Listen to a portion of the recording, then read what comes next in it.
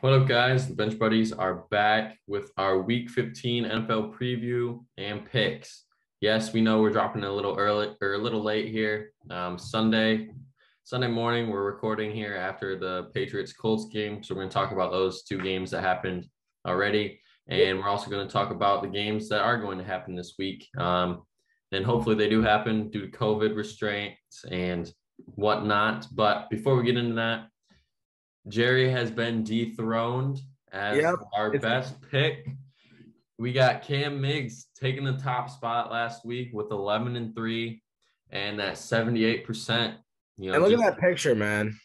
Very inspirational stuff. Very He's a big cow guy, and getting the love he deserves. Finally, someone gave Jerry after 3 months on this show, and we're gonna show how he did it last week. Off to a terrible start after the Thursday night football, but until 425, he ripped off every single win. And it even could have been better if, Arizona played a little better, won that game, and he could have been 12-2. But, he's not complaining about 11-3 and being at the top of the leaderboard. So now you got to dethrone him. And, I took a bigger lead on you last week. You did. Different picks here and there, but you got lucky. You gained one back on the San Francisco game, or else it would have been a really bad week for you. Yeah, and the same with you for the Rams. That would have been if the Cardinals would have got that one, that would have been huge for me. But they didn't, and it's gonna be competitive coming down to it. 7 games back, and we got a few picks that are different this week. So let's get into them. So we started off with Thursday night football. We both picked the Chiefs. Mm-hmm.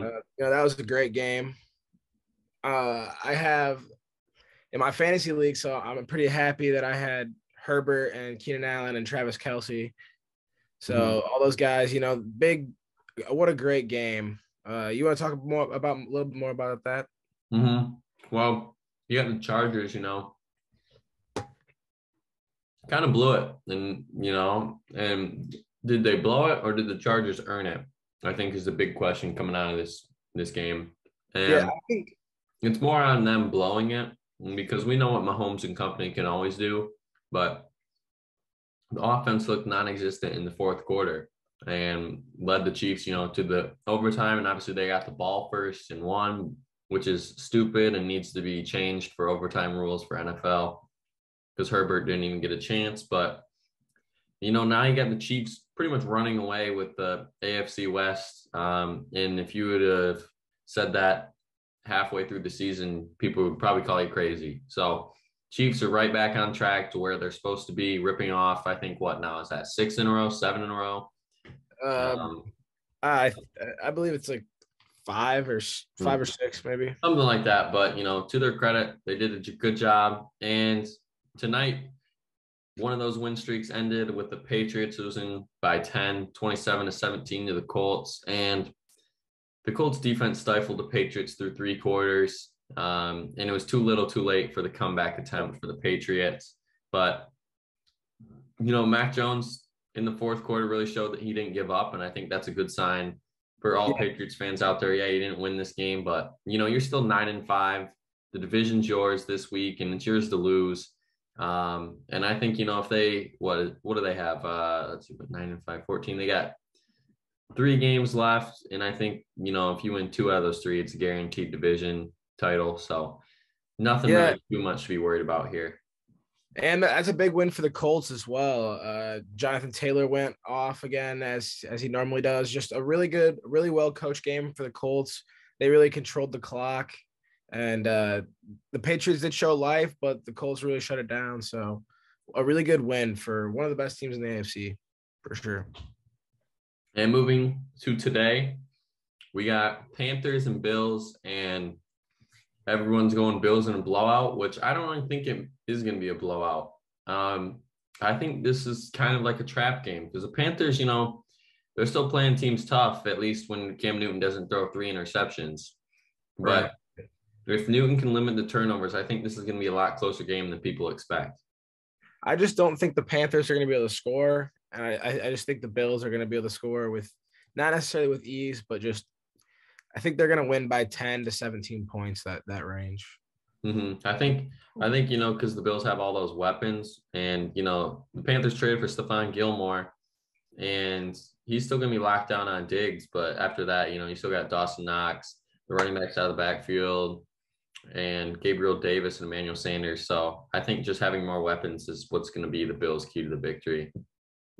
And the Cardinals, how are they going to respond without D-Hop, for the rest of the year?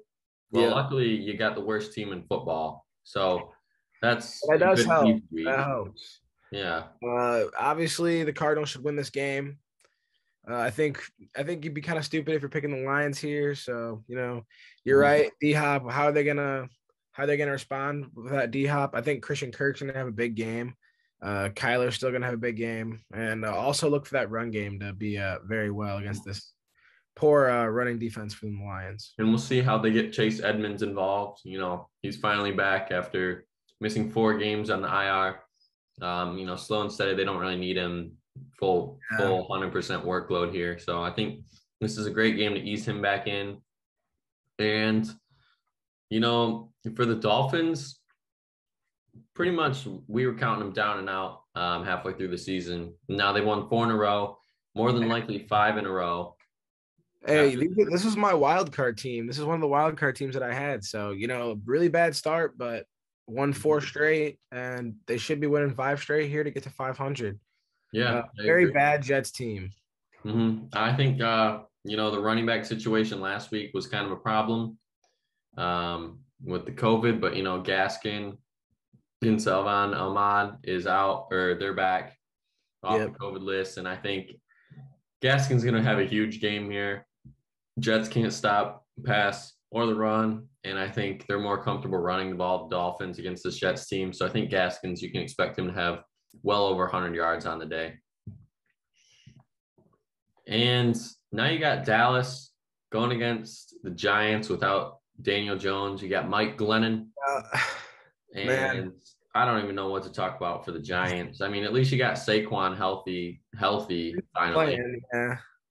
But, I feel like this game might be a little bit closer in the first half just because of the rivalry.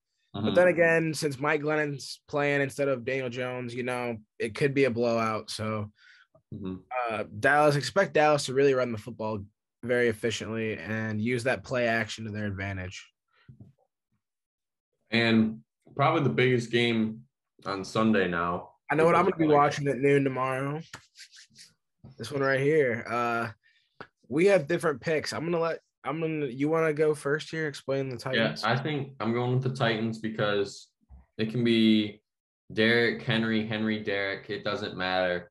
I think the Titans are going to be able to run on Pittsburgh. Tannehill's a great play action quarterback, just like Dak, as we were talking about. And I think that's going to, win them this game, establishing the run early. I think that's how you win this game too. Establish the run, tell them you want to run the ball, at least in the first half, and then come out with some big play action plays. And I think that's how the Titans are going to get this win. I think it's going to be a great game, close game as well. And they're going to escape Heinz Field with the W. Well, I just don't believe that Mike Tomlin's going to let his team get bossed around like that. If the Titans are going to try to get physical, it's going to be a really physical game. And that Steelers run defense hasn't been solid the last few games, but they've had their moments all throughout this year, and they have the superstars that can get pressure on the quarterback. And I think they can really wreak havoc on that offensive line and get to Tannehill. And obviously Ben's looked a lot better. Something we haven't talked about. Last season we were calling him old, retired, but this year he has looked pretty good. So taking the Steelers. That was non-biased as well. Non-biased, no.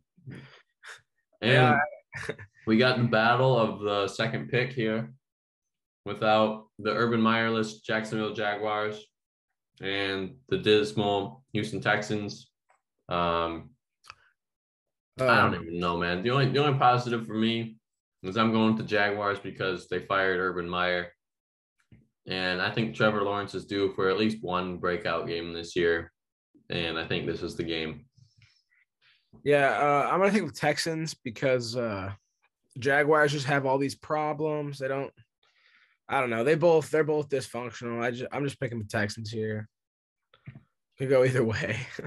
And at 4, starting off the late game slate, we got Bengals and Broncos, two teams that desperately need a win to keep, they're racing the playoffs here. And I'm liking Cincinnati on the road, coming off some tough losses, and it's put up or shut up week for both these teams. All honesty, Denver has it easier because they're at home in the Mile High City, but I just think Joe Mixon is going to be the key to this game. And trading away Von Miller is really going to hurt them, I think, in this game because you got to have good linebackers to fill the gaps, especially when you're running the ball. And I think that's going to be the weakness right now, at least for this Broncos team moving forward. And Joe Mixon's going to have a day. I'm going to take the Broncos at home. I think that they're honestly, when it comes down to it, they might be the better football team because they can get pressure without Von Miller, and they got that Pat Surtain on the outside. I really like this defense and the run game that they really have been committing to all year. And the Bengals do make some mistakes. They're still that young team, so I'm taking the Broncos here. And at 405 again, we got teams, in the NFC now that desperately need a win, and it's put up or shut up week. The Niners, they got hot in late November and have cooled off, and now they're at 7-6. And having Kittle back has been the X factor for this Niners team since he's been back, putting up huge numbers. And it looks like the 49ers team everyone thought they would be at the beginning of the year. Well, now they're asking JaMycal Hasty, I think it is, the lead back now. Eli Mitchell's out. Eli Mitchell's out. And I think that's how they're going to have to run the ball every once in a while. And I think you may see a little bit of Trey Lance. I believe is he healthy? Yeah, he is. But I think it's Jimmy G though. Mm-hmm. I think to win this game you need to throw in some Trey Lance run plays. Okay. Take the workload off the running backs that haven't played a lot this year. Yeah. And I think that's how they're going to get it done.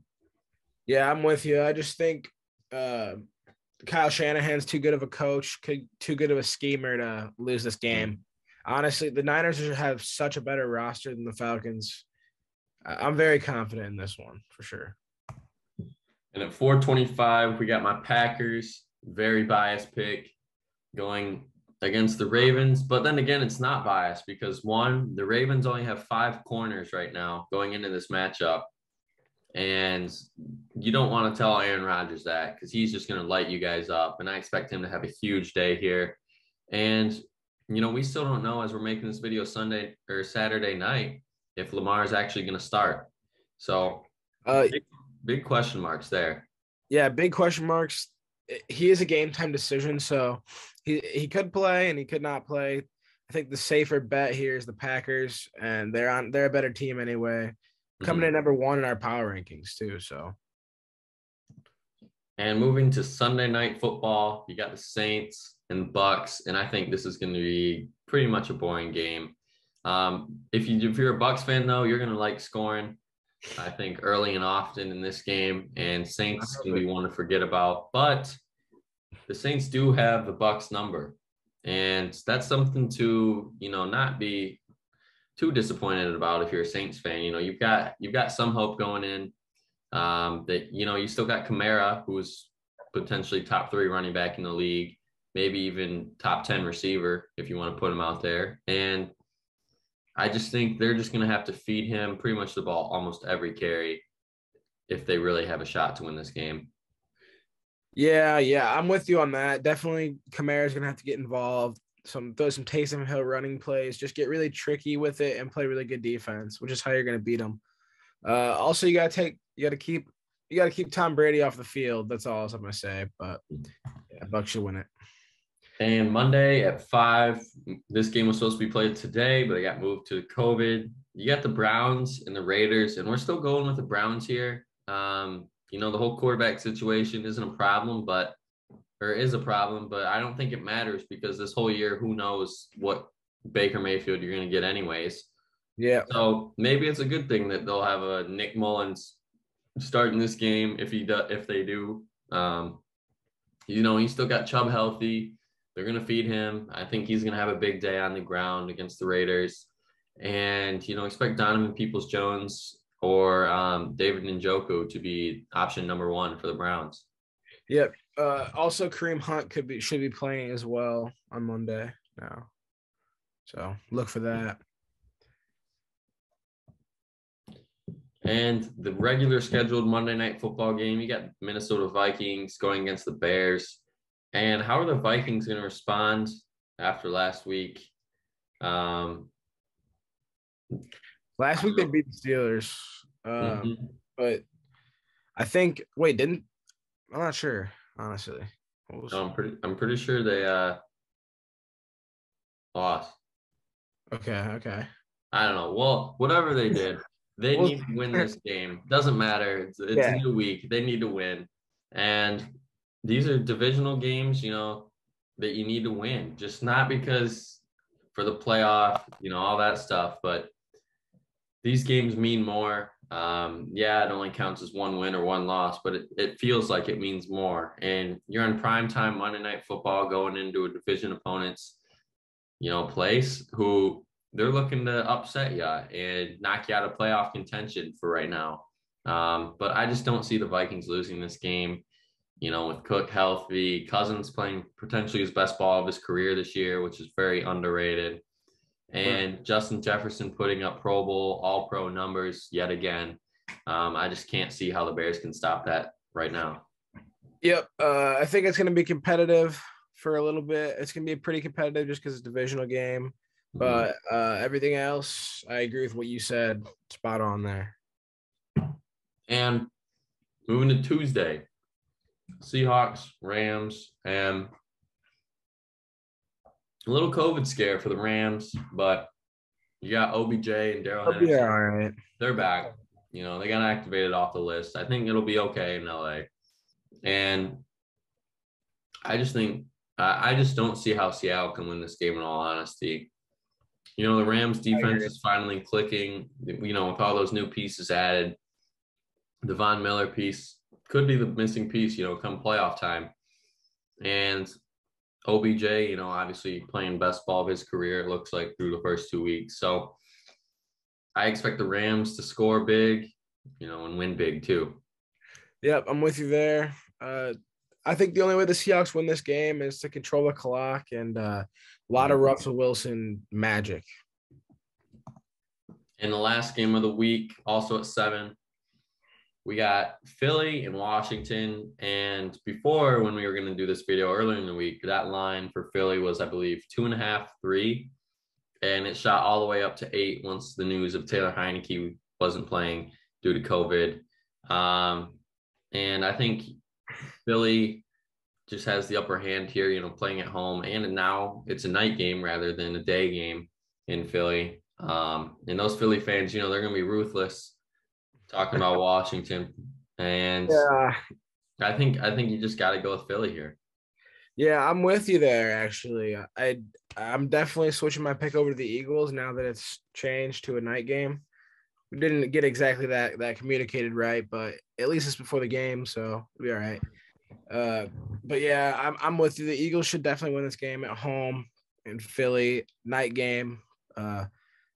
Their defense can get after the quarterback, especially a backup quarterback in that type of environment. So definitely going with the Eagles. And, that's it for our video today. I feel like we had a pretty good in-depth, analysis on this week, and a lot better than we have been. Go look at our week 1 videos. We don't really know what we're talking about then. But now, we've started to get the hang of it. We're almost to 60 subs. I'm happy where we're at. All 59 of you people out there, thank you. Yep, you hit that button. Leave a like. Yeah, make sure you leave that like. Until next time, Bench Buddies are out. Peace.